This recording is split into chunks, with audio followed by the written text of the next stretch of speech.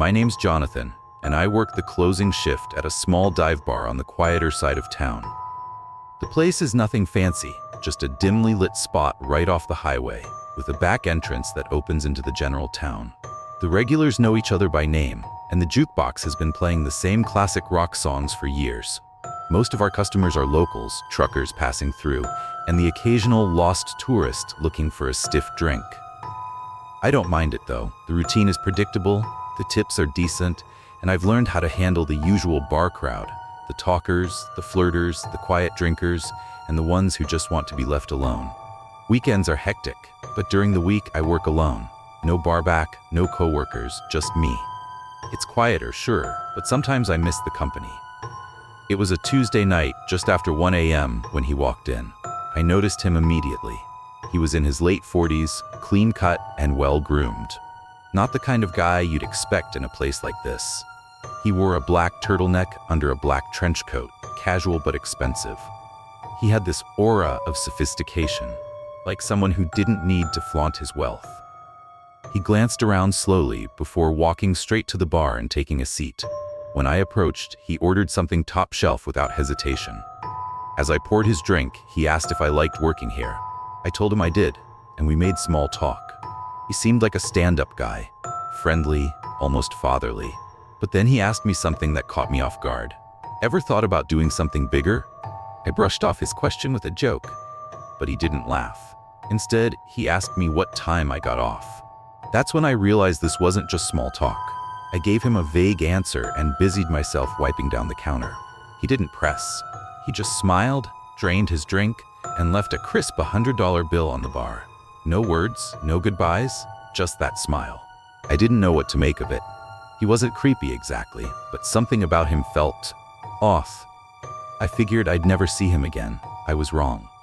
A week later, he came back, this time with a woman. She was in her mid-30s, dressed in a way that didn't quite match her age. Trendy, but trying too hard. She sat at the bar and immediately complimented me. "You're so pretty," she said, her fingers brushing my arm.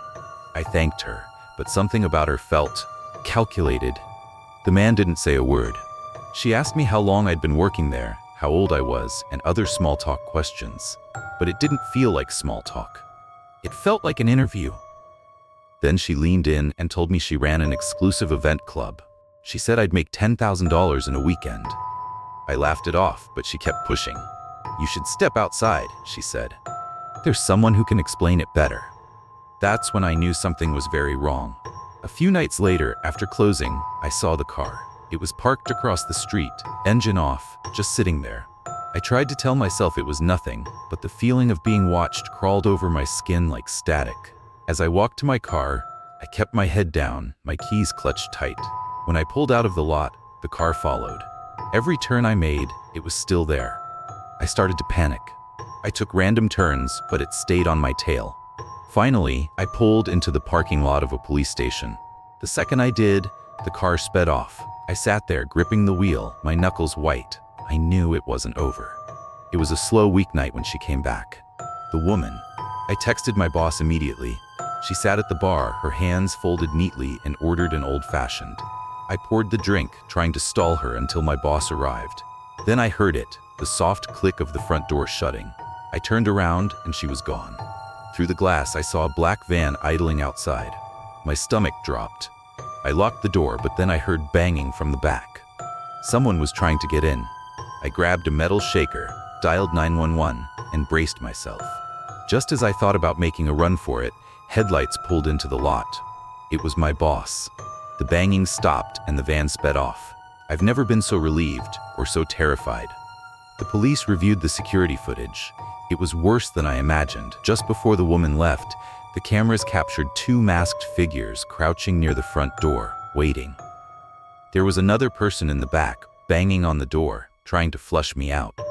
The van's license plate was unregistered. No arrests were made. My boss doesn't make me work alone anymore, but I still feel uneasy. I can't shake the feeling that they're still out there, watching, waiting. I don't know how they knew I'd be working alone. I don't know what they wanted, but I do know this: I was lucky to get out alive.